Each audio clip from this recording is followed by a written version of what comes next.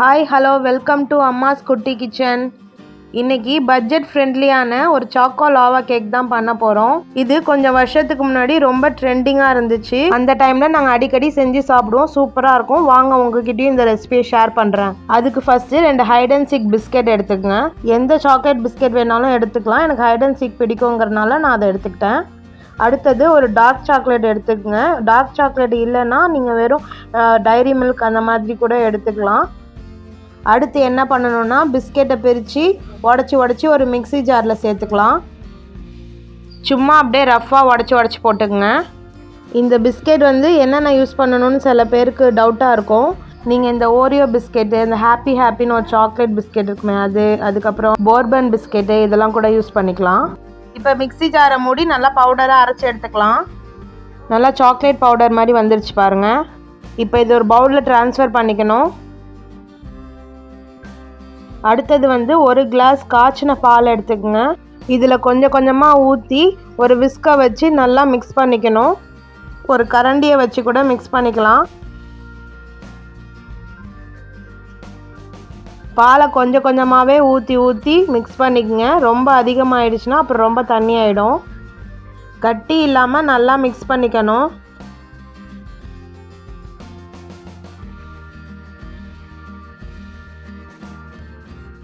இந்த அளவுக்கு வர வரையும் கலரிக்கணும்.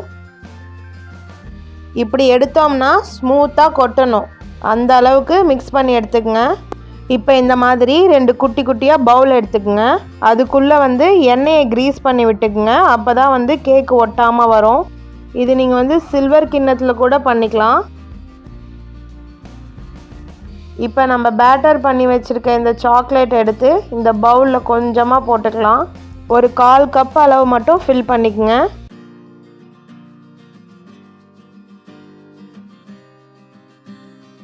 நீங்கள் எடுத்துருக்க எல்லா கப்லேயுமே இந்த மாதிரி 1/4 கப் அளவு மட்டும் ஃபில் பண்ணி வச்சுக்கோங்க. இப்போ டார்க் சாக்லேட்டை ஓப்பன் பண்ணி ஒரு பீஸாக உடச்சிக்கலாம். இப்போ ஒரு பவுலுக்குள்ளேயும் இந்த மாதிரி 2 பீஸை உள்ளே ஸ்டஃப் பண்ணி வச்சுக்கணும்.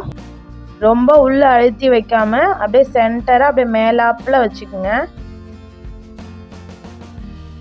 இப்படி வச்சதுக்கப்புறம் திரும்பவும் கொஞ்சம் சாக்லேட் பேட்டர் எடுத்து மேலே கொஞ்சம் வச்சு க்ளோஸ் பண்ணிவிடுங்க.